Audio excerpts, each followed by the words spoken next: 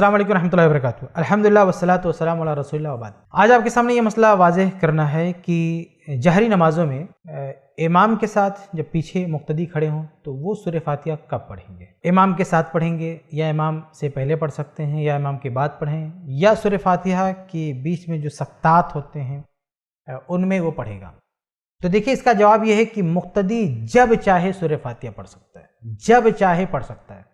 चाहे इमाम से पहले पढ़ ले, चाहे इमाम के बाद में पढ़ ले, चाहे इमाम के साथ में पढ़ ले, चाहे इमाम की जो सख्तात हैं सूरह फातिहा के उनमें पढ़े। हम ये कह सकते हैं कि सख्तात में पढ़ना सबसे बेहतर है, ये हम कह सकते हैं। ये पुरसुकून वक्त होता है पढ़ने के लिए, और बाज़ रवायात में आता भी है लेकिन उन रवायात में कलाम है। तो ये हम कह सकते हैं कि सबसे बेहतर तरीका ये हो सकता है कि सख्तात में पढ़े। लेकिन चूँकि इस ताल्लुक़ से कोई मजबूत रवायत नहीं है, और जो रवायत है भी उसमें इस चीज़ को लाजिम नहीं करार दिया गया है कि सख्तात ही में पढ़ना है, इसलिए इसको हम वाजिब नहीं कह सकते कि ऐसे ही पढ़ना है। इसलिए सही बात यह है कि मुक्तदी को इख्तियार है कि वो जब चाहे सूरह फातिहा पढ़े। सुनन अबी दाऊद वगैरह की रवायत है कि अल्लाह के नबी सल्लल्लाहु अलैहि वसल्लम ने एक दफ़ा महसूस किया कि आपके साथ पीछे साहबे किराम भी पढ़ रहे हैं, तो सलाम फेरने के बाद अल्लाह के नबी सल्लल्लाहु अलैहि वसल्लम ने कहा कि तुम लोग भी मेरे साथ पढ़ते हो?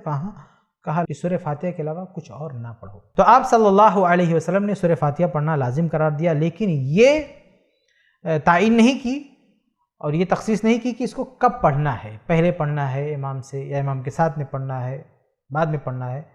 इस ताल्लुक़ से आप सल्लल्लाहु अलैहि वसल्लम ने खामोशी इख्तियार की है, मुतलक पढ़ने का हुक्म दिया है। इसलिए हम भी यही कहेंगे कि मुक्तदी के लिए गुंजाइश है, उसअत है।